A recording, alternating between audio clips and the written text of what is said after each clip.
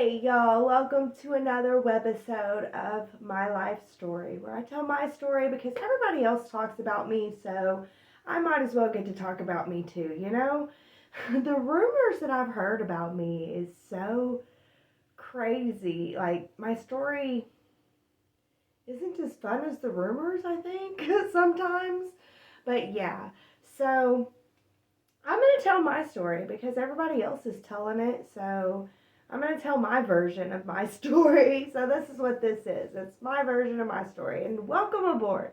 So glad that you're here today. And let's just get right into it, you know? Okay, so where was I? Well, we were living at my childhood deer camp, where deer camp was whenever I was a child, my dad's deer camp. But and we were going to church a lot, and we were really into Christianity, and I was getting hardcore into it. And we ended up not going to church anymore. But yeah, let me rewind just a little bit. One thing I wanted, first of all, I wanted to provide so much for my kids.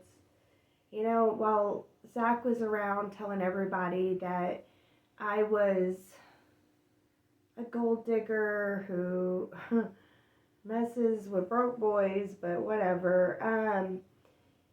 And about how much he pays child support and everything. I wanted to provide so much more for my kids.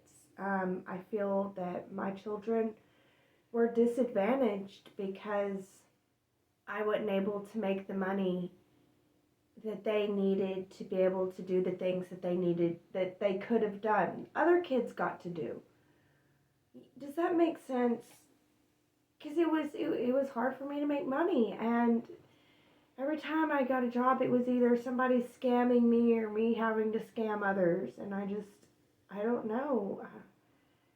I don't like being put in that situation. It's so weird that that's the place that I would end up every single time. I'd be trying to just use my skills to, I don't even care. I'll take less than minimum wage, you know? Oh my goodness. Anyways, I wanted more for my kids than I was able to provide. And it saddens me that I wasn't able to do that. I wanted to be able to put my kids into gymnastics and dance classes. I wanted them to be able to do the dance classes that they wanted to do. And you know, it's not just paying for the classes, it's paying for their outfits and everything, you know? Well, earlier on, whenever they were toddlers, I tried to put them in gymnastics then because I thought it would be a good idea. Especially my oldest one, she would run and do flips on everything anyway. So but basically what happened was right before I was going to put them in gymnastics, I was looking at different places to place them in gymnastics. That's when he hit me with custody court, and I ended up spending that money on a lawyer instead.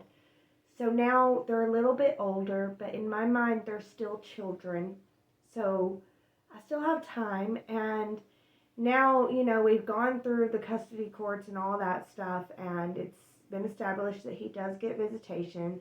And so I was talking to him and I was asking him if he would be willing to go in half with me with the gymnastics bill at the gymnastics place, and for us to do it in the city that's in between our two cities, because we're 2 hours away, but there's a city in the middle. And it's happened to be the capital city, so of course they would have awesome gymnastics place all over the city.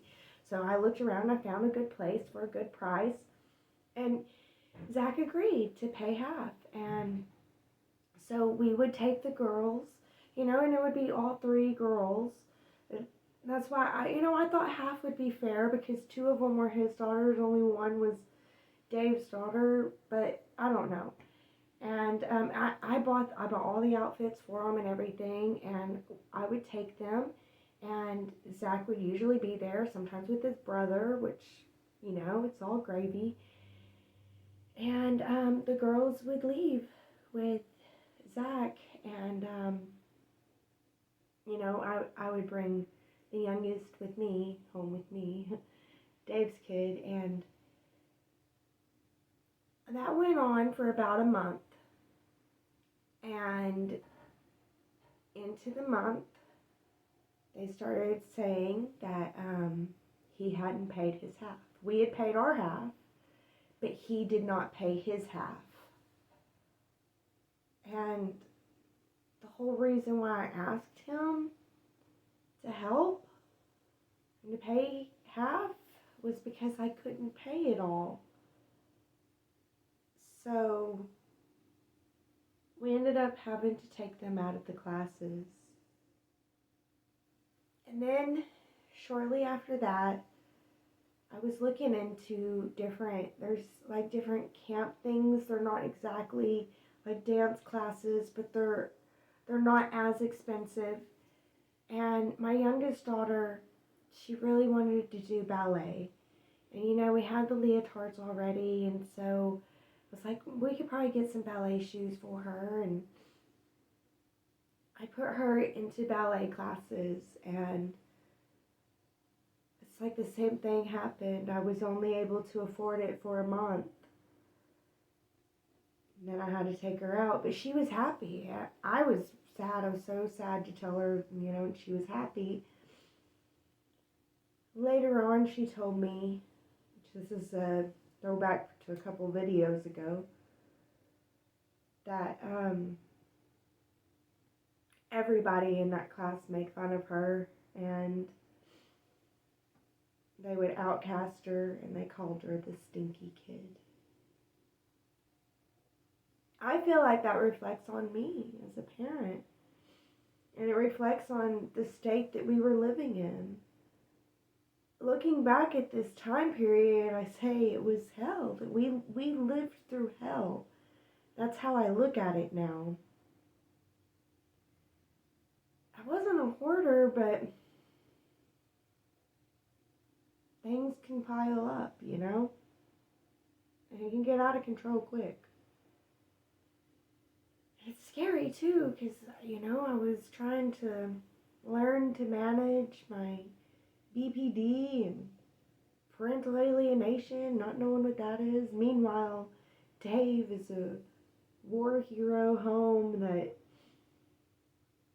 just trying to adjust with his PTSD, and things set him off, and it was really hard to make money. It was a tough time, and I feel like because I'm leading into what I'm going to talk about next, I feel like I'm trying to make excuses for myself, but honestly, there's no excuses.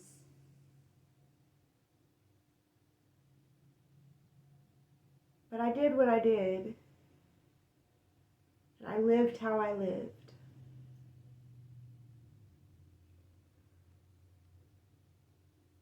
So, how do I say this? How do I say this to a camera that I know is going to end up on YouTube? I don't know. I'm just going to do it, So, it's my story, and people say that I did way worse things than what I've actually done, so whatever. After Dave's mom died and we were no longer going to church, I was reading my Bible pretty much daily and watching preaching on YouTube daily. Our kids no longer wanted to go to that church, and they found a different church to go to, and these people would come pick them up on a church van. All the kids in the neighborhood was going. So the kids started going to a different church, and I don't know, I got into alternative, or I guess what I would call alternative Christianity, just because, on YouTube you have every denomination in the whole entire world to go to, right? So it's pretty crazy, the different denominations of Christianity. I don't know. I'm trying to make excuses when there's none. There's no excuses. I'm trying to lead in a way that'll make me not so bad. So this is crazy. Dave had gotten a job. He had gotten a job with this guy who was just taking advantage of him, really, in my opinion. He would work 24/7. He was like always at work, and he was not making like any money. We were barely making enough money to pay the bills. And like I said in my last video, I had gotten a job that wasn't really a job with my neighbor. And I was making spreadsheets for him and trying to help him to prepare to have a gas station with the promise that once he had a gas station, I would be working there. And he was paying me a couple hundred a week. Not always, but I would go over there almost every day, and he, for the most part, I don't really like drugs. I've only made a couple times that I was on drugs, but I feel like it deteriorates you, and I don't know, it's like it brings negative influences into your life.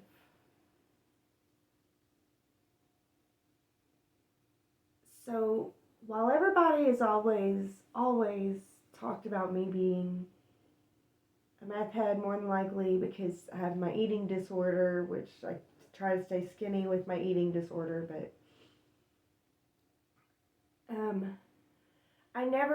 I don't really like meth, but this neighbor guy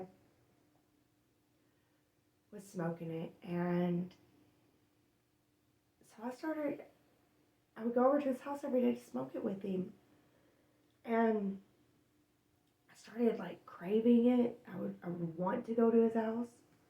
He had 2 daughters. They were my daughter's age, and they were in my middle daughter's class, and they were twins. And you know, they rode the bus together. They were best friends. They loved hanging out after school. Dave was never there. He was never, ever there. And yeah, we would sit around and smoke and talk about the dreams of the gas station, the business of it.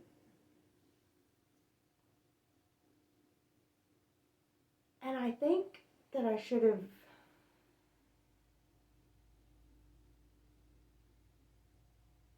weird. It's weird being a girl. It's weird to be a girl because to explain that if my body turns you on, that's your problem, not mine. People don't get that. It is my problem. But why? Why would it be my problem? I want to express my body. And if you have a problem with it, it should be your problem. I don't understand. It's so hard to explain. So I should have known. Like, it's obvious where this is leading, right? But I didn't see it at all.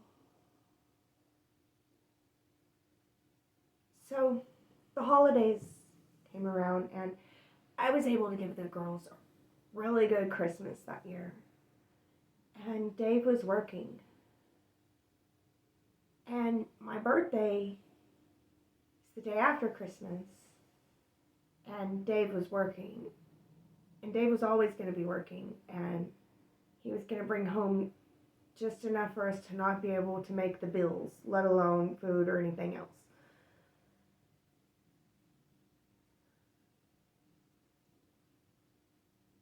And on my birthday,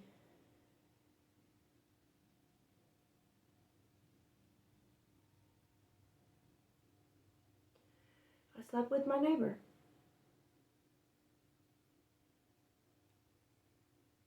And I ran home right after, and I took a shower. I like smell him on me. And I hated it. And couldn't wash enough. I was depressed for a couple of days. And then Dave, we were sitting in the living room when, like 3 days later. He was just looking at me and he goes, "You slept with him, didn't you?" I said, "Yeah." And then he blew up and I called the cops. I called 911 because I was scared. I was like, "I slept with my neighbor and my husband's pissed and I'm afraid he's going to hurt me." And the cops were like, they were letting him know that because I said that he had the right in the divorce and blah, blah, blah.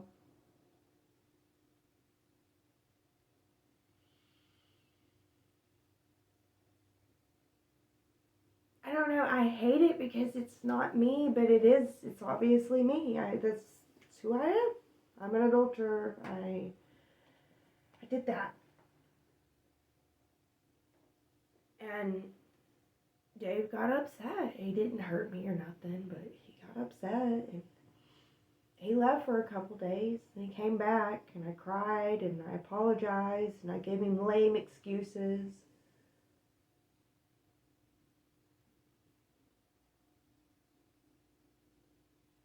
I told him if he took me back, that I would do everything I can to earn his trust back. And he did. He took me back. And I did.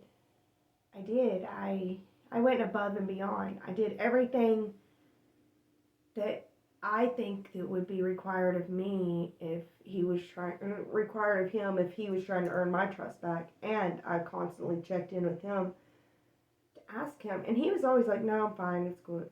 I'm like, "No, I mean, how can we make, like, what?" I gave up my phone for a while. I gave up my Facebook.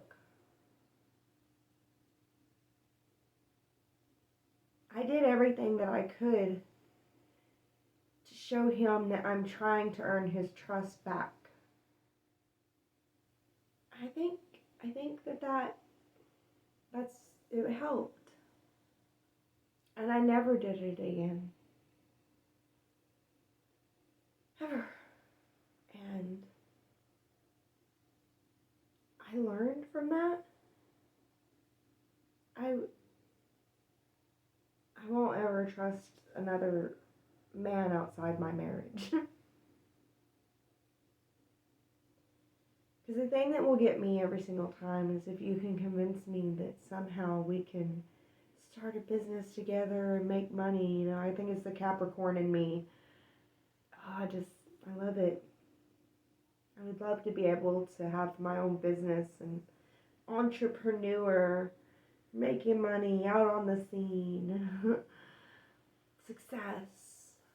You know, it's the same thing as the actresses, you know?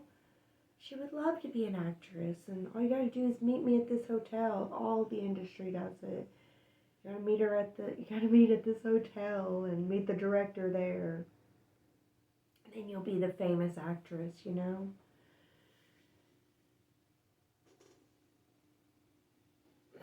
The same type of scammers are out there in the business world too. Like, "I'll make you a big, bright businesswoman." And it's all lies. And we as women have been so naive. Naivete does not stay, though. We do outgrow it. But I guess there's always a new wave of naivete. I think that we can rise as a collective, too, out of it, hopefully. It's the same way with the real estate thing. Whenever I think about it, you know, like he was going to make me a real estate agent. And never was real, or it never went anywhere, or I quit too soon. I don't know. Yeah. He never went on to make that gas station. So I don't think it was ever real.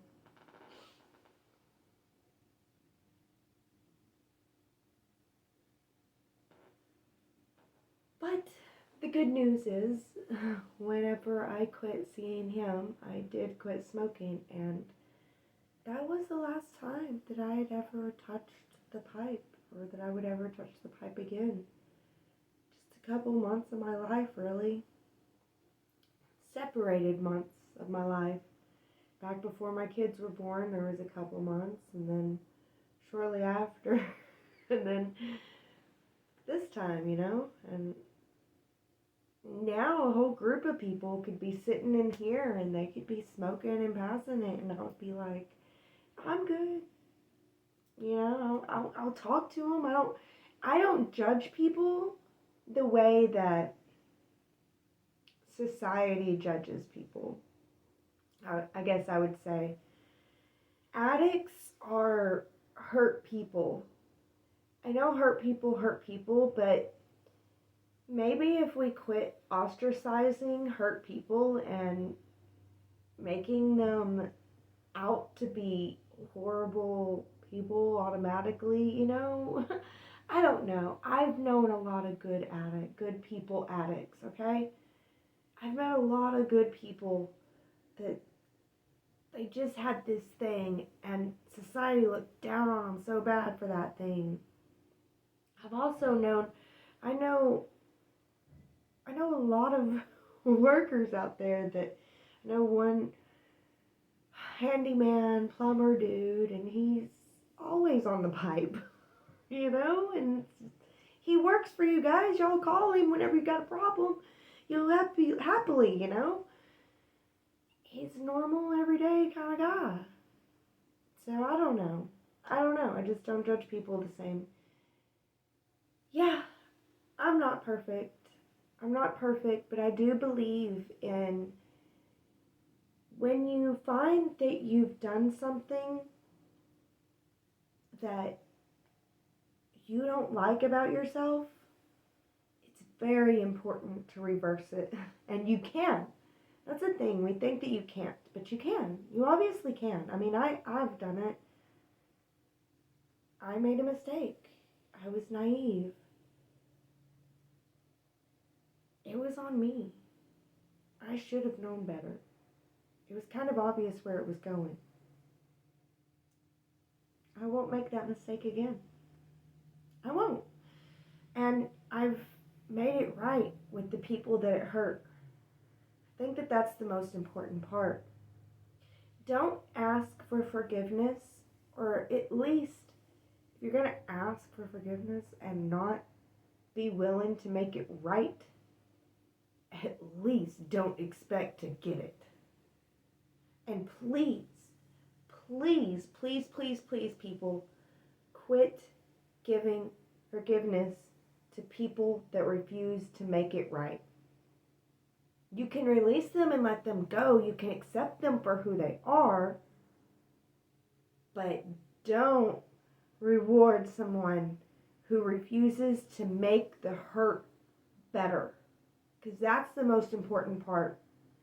When you do something to hurt someone you love, if you want forgiveness and you want it to be made right, you must address their hurt from their perspective. You must be willing to do that. If you're not willing to look at their hurt from their perspective and they want to cut you out of their life, that's what you get. And please, if someone hurt you and they expect you to forgive them, I don't care if it's your mom, if it's your dad, if it's your sister, if it's your lover, if it's your brother, I don't care. I know I talk family and then put a lover in there too. But I don't care who it is. If you're your best friend, if they hurt you and they're not willing to look at your perspective of that hurt to make it right, because you can't make it right from their perspective. They have to make it right from your perspective.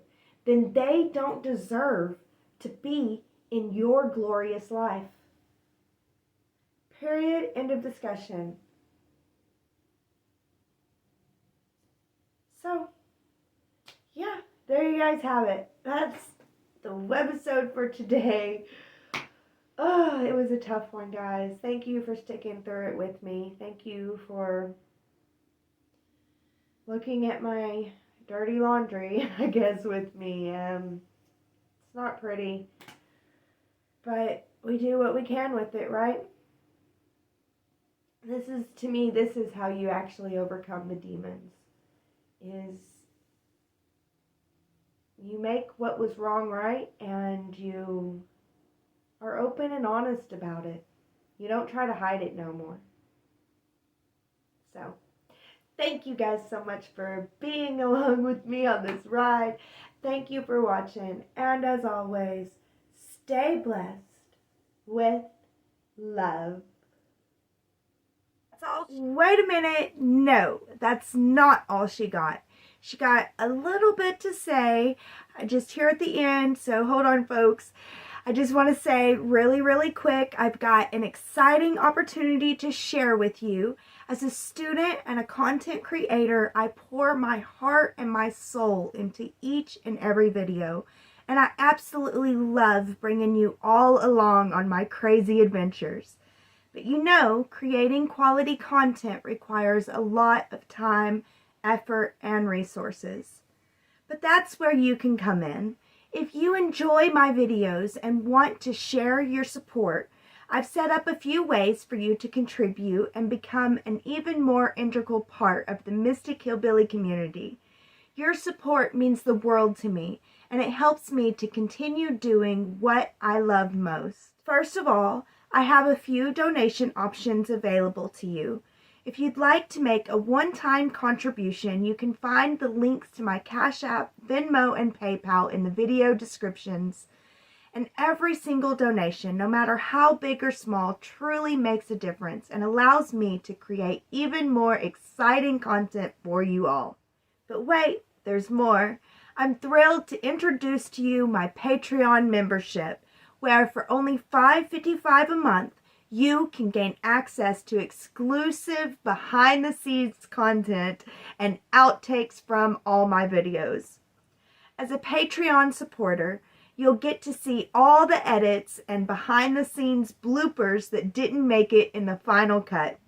It's like having a VIP pass to the Mystic Hillbilly editing room. This is really something special for all my haters out there. As a member, you'll gain access to hours of footage of me making mistakes, doing everything wrong, and just having an all-around hilarious time. So, haters, if you ever want to see me in my most human, this is your golden opportunity. So, whether you choose to become a member or make a donation, know that your support is deeply appreciated. I genuinely thank each and every one of you for being a part of this amazing journey with me. Your positive energy and contributions mean everything to me. Before I go, I just want to take a moment to say that I pray that every blessing sent my way is multiplied and returned to the sender tenfold. May success find their way into your lives as you've brought them into mine. Thank you all so much for your support, and until next time, stay adventurous, stay curious, and always remember to keep the mystic in you alive. And now, that's all she got.